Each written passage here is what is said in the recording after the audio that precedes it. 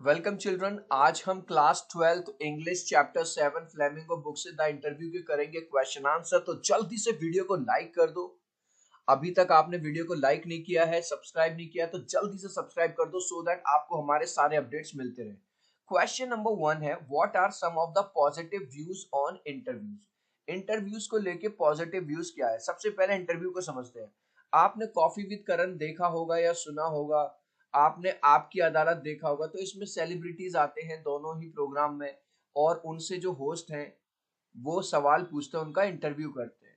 तो अब इस इंटरव्यू के पॉजिटिव फैक्ट क्या है।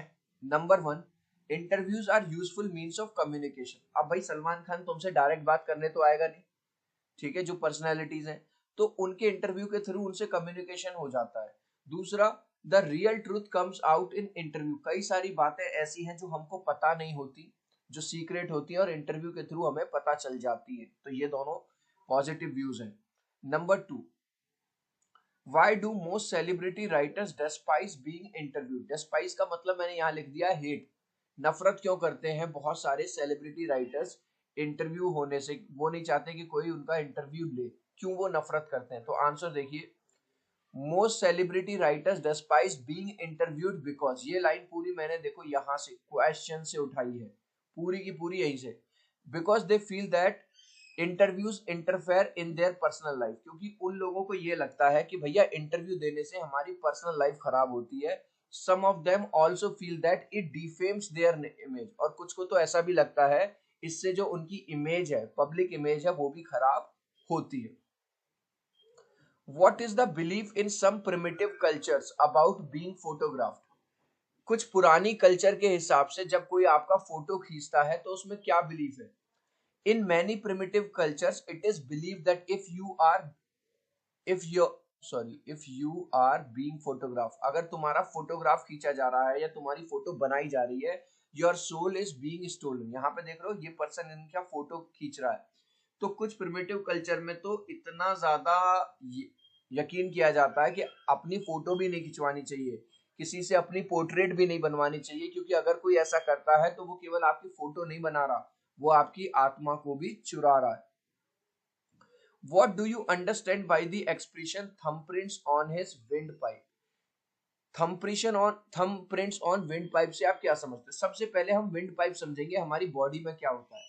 ये विंड पाइप है, आपने क्लास 7th 8th में रेस्पिरेशन वाले चैप्टर में देखा होगा। चिल्ड्रन, जब भी कोई भी सांस लेता है, ब्रीदिंग लेता है, तो यहीं से जो एयर है वो जाती है। अगर ये इस चीज को हम ब्लॉक कर दें तो क्या वो सांस ले पाएगा? नहीं ले पाएगा, और फाइनली मर जाएगा। तो आखिर यहाँ पे ये वाली बात कही क्यों जा रही है? What do you understand by this expression? इस expression thumbprints on his windpipe. Actually बहुत सारे सेलिब्रिटी राइटर ये मानते हैं कि जब वो उनका इंटरव्यू होता है तो इतने भयंकर, इतने खराब क्वेश्चन पूछ लिए जाते हैं कि वो इतने ज्यादा टेंस्ड हो जाते हैं, परेशान हो जाते हैं। ऐसा लगता है कि कोई उनको चोक कर रहा हो, कोई उनका गला घोट रहा हो, उनका विंड पाइप दबा के। The meaning of this expression is that interviews make the person so much tense. कभी कभी जिस पर्सन का इंटरव्यू हो रहा होता है वो इतना टेंस हो जाता है that he or she feels like being choked, कि उसको ऐसा लगता है कि उसका गला दबाया जा रहा है, ठीक है, उसको सांस नहीं आ रही। चिल्ड्रन, अभी तक इस वीडियो को लाइक नहीं किया तो प्लीज यार एक लाइक कर देना। ऐसा वीडियो बनाने में बहुत मेहनत लगती है, तो मैं 3 तक काउंट करूंगा, प्लीज वीडियो को लाइक कर देना। 1 2 3। आई होप मेरे भाई आपने वीडियो लाइक कर दिया है। चैनल को सब्सक्राइब नहीं किया तो प्लीज सब्सक्राइब कर देना सो दैट आपको हमारे सारे अपडेट्स मिलते रहें। चलिए, who in today's world is our chief source of information about personalities. Personalities जो सेलिब्रिटीज है उनके लिए चीफ सोर्स क्या है उनकी इंफॉर्मेशन का? तो बस एक वर्ड में आंसर है, दी इंटरव्यू। बस दी इंटरव्यू लगा के कॉमा लगाना है। In today's world is our chief, है ना। इंटरव्यूज के थ्रू आपने करण कॉफी विद करण देखा तो आपको रणवीर सिंह के बारे में पता चल गया, है ना, विराट कोहली के बारे में पता चल गया, बहुत सारे लोगों के बारे में पता चल गया। Do you think do you think Umberto Eco likes being interviewed? Give reason for your opinion. अब उम्बर्तो इको कौन है? ये फेमस नॉवेलिस्ट है जिन्होंने एक नॉवल लिखा था बहुत पॉपुलर। क्या उनको इंटरव्यू देना पसंद है?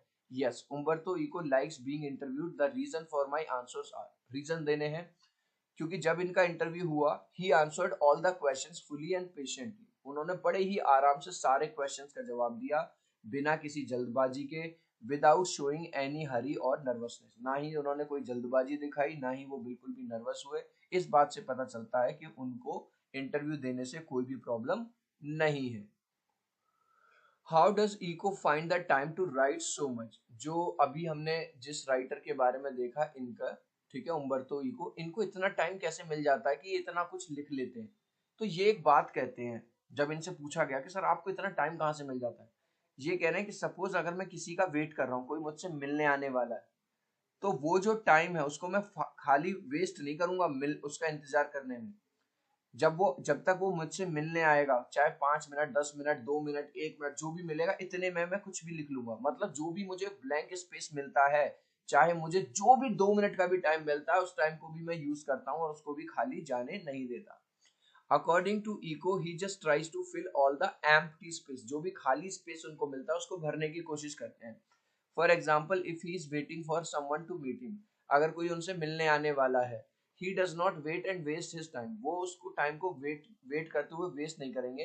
Rather than he spends this time in writing something, और वो इस टाइम को यूज करते हैं कुछ ना कुछ लिखने में, और यही रीजन है कि वो इतने कम टाइम में इतना ज्यादा लिख पाते हैं।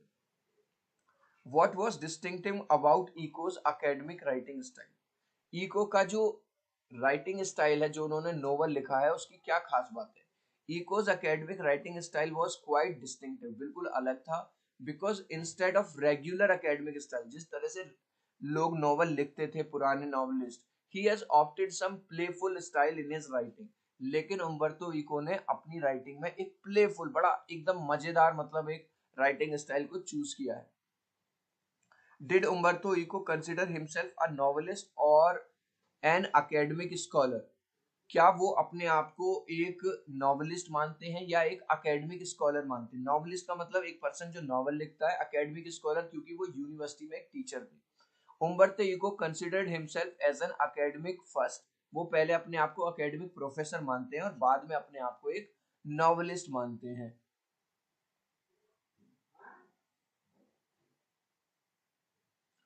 What is the reason for the huge success of the novel The Name of the Rose? The Name of the Rose जो नॉवल है, इसकी सक्सेस का रीजन क्या है? तो यहाँ देखो, यहाँ पे एक नॉवल लिखा था इन्होंने, द नेम ऑफ द रोज, और ये बहुत बहुत ज्यादा सक्सेसफुल हुआ, इसकी बहुत ज्यादा कॉपीज बिकी। तो रीजन क्या है? The Name of the Rose is a very unique novel with a mystery plot. मतलब एक बड़ा मिस्ट्री सी छुपी हुई है इस वाले novel. It has some part of metaphysics and medieval history, थोड़ा बड़ा भी है, इसमें मेटाफिजिक्स का भी पोर्शन डाल दिया, मेडिवल हिस्ट्री भी डाल दी। But actual reason behind its success is still not revealed. अभी तक ये नहीं पता चल पाया कि आखिर ऐसा क्या पसंद आया लोगों को कि ये इतनी ज्यादा पॉपुलर हो गई। चिल्ड्रन, इस लास्ट क्वेश्चन का आंसर आप मुझे दोगे कमेंट सेक्शन में, देखता हूँ कितने बच्चे राइट आंसर देते हैं। Who is the writer of the Name of the Rose? The Name of the Rose novel के राइटर कौन? अभी मैंने बताया था आपको, इंग्लिश बाबा है, इको है, किपलिंग है या नन? ठीक है, सो इस क्वेश्चन का आंसर आप मुझे देंगे कमेंट सेक्शन में। आई होप वीडियो आपको अच्छा लगा होगा। प्लीज यार, आपसे रिक्वेस्ट करता हूँ वीडियो को लाइक कर देना, चैनल को सब्सक्राइब कर देना। अब हम मिलते हैं अगले वीडियो में। Bye bye.